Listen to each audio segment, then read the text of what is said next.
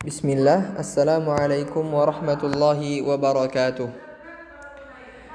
Alhamdulillah wassalatu wassalamu ala rasulillah wa ala alihi wa ashabihi wa man walah amma ba'd. Ananda semua yang semoga dirahmati dan diberkahi oleh Allah subhanahu wa ta'ala. Semoga antum semua senantiasa dalam perlindungan Allah subhanahu wa ta'ala dan diberi kesehatan selalu. Taib, ananda semua, insyaallah hari ini kita akan kembali melanjutkan pelajaran kita ya, pelajaran akidah. Yang insyaallah hari ini kita akan masuk ke materi pelajaran kelima, yaitu arti beriman kepada Allah Subhanahu wa taala.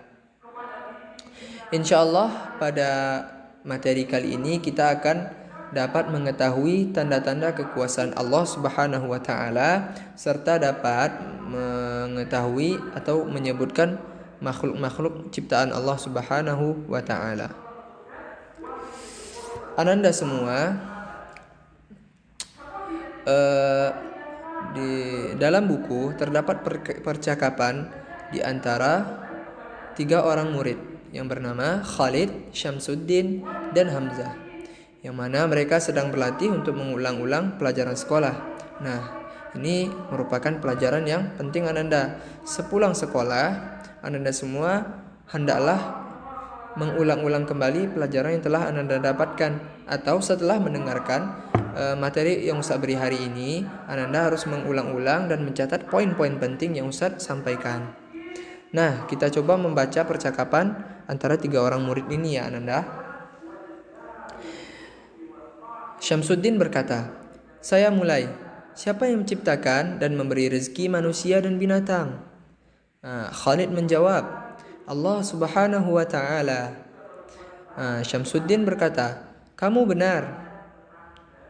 Ini sudah selesai pertanyaan dari Syamsuddin. Dilanjutkan dengan pertanyaan dari Hamzah. "Wah, aku kalah cepat nih. Sekarang akulah yang bertanya," kata Hamzah. "Ar-Rabb artinya apa dan siapakah Rabb kita?"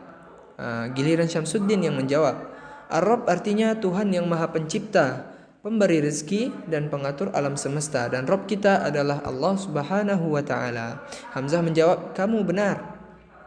Nah, sudah 2 pertanyaan yang mereka ulang-ulangi. Pertanyaan ketiga, giliran Khalid yang bertanya, "Apa artinya iman?" Nah, Hamzah yang jawab, "Iman artinya yakin dan percaya dengan hati, diikrarkan dengan lisan serta dibuktikan dengan perbuatan." Nah, Khalid pun menjawab, "Alhamdulillah, kita semua bisa menjawab dengan cepat dan tepat." Nah, tandanya mereka sudah mengulang-ulang pelajaran mereka dengan baik dan benar dan menjawab semuanya dengan bagus. Nah, Taib ananda, mari kita coba jelaskan apa sih yang telah mereka bahas tadi, terutama di pertanyaan Khalid yang yaitu apa artinya iman. Nah, karena iman merupakan judul kita pada hari ini, atau termasuk dalam materi yang kita bahas hari ini, yaitu arti beriman kepada Allah, iman kepada Allah. Nah, arti iman adalah percaya dan yakin dengan hati, diikrarkan dengan lisan, serta dibuktikan dengan benar, sebagaimana yang telah dijawab oleh Hamzah untuk pertanyaan Khalid tadi. Nah, jawaban ini merupakan jawaban yang bagus sekali dan tepat. Nah, dari makna iman di atas, mari kita coba jelaskan lebih rinci atau lebih dalam apa makna dari iman tersebut. Artinya adalah kita percaya dan yakin kepada Allah Subhanahu wa ta'ala. Apakah yang perlu kita yakini? Kita yakin bahwa Allah itu adalah Ar-Rabb, yaitu pencipta, pemberi rezeki, dan pengatur alam semesta.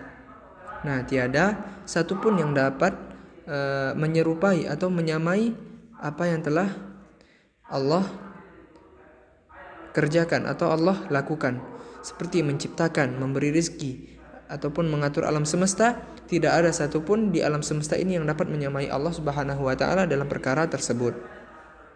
Nah, percaya dan yakin kepada Allah Subhanahu wa taala sebagai Rabb. Nah, yang mempercaya itu adalah hati kita. Hati kita membenarkan Allah Subhanahu wa taala sebagai Rabb kita atau Tuhan kita yang Maha Esa dan Kuasa. Nah, setelah hati kita membenarkan bahwa Allah Subhanahu wa taala merupakan Rabb atau Tuhan kita yang Maha Esa, maka lisan kita hendaklah atau haruslah mengikrarkan bahwa kita beriman kepada Allah Subhanahu wa taala yang merupakan Rabb kita. Seperti halnya kalimat tauhid, la ilaha illallah, kita ikrarkan, kita ucapkan dengan lisan kita, ya, la ilaha illallah. Setelah kita membenarkan bahwa tiada Tuhan yang berhak diibadahi dengan benar, dengan layak kecuali Allah Subhanahu wa taala, maka kita harus ikrarkan, kita ucapkan dengan lisan kita ucapan tersebut. Nah, setelah kita mengerjakan kedua hal tersebut dari hati dan dari lisan, maka bagaimana kita membuktikan hal iman kita dengan perbuatan? Maka caranya adalah kita hanya beribadah, mengerjakan segala bentuk ibadah kepada Allah Subhanahu wa taala saja, tidak kepada yang lain. Kita hanya tunduk dan patuh atas aturan yang telah ditetapkan oleh Allah Subhanahu wa taala dan meninggalkan apa yang telah dilarang oleh Allah Subhanahu wa taala. Nah, dari sini timbul pertanyaan, mengapa hanya beribadah kepada Allah Subhanahu wa taala saja?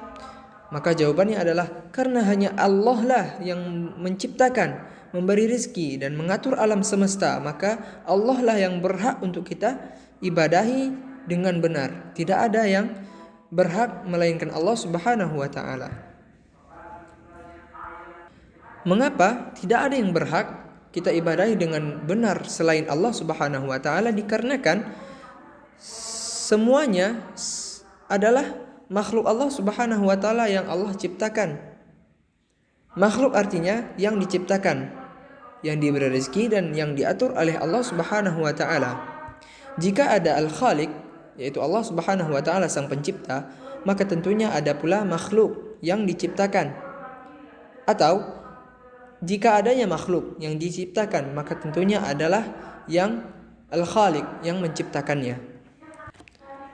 Taib, Anda semua yang semoga dirahmati dan diberkahi oleh Allah Subhanahu wa taala. Allah Subhanahu wa taala telah berfirman dalam surat Yunus ayat ketiga.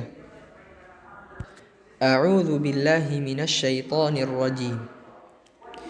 Inna rabbakumullahu alladzi khalaqas samawati wal arda fi sittati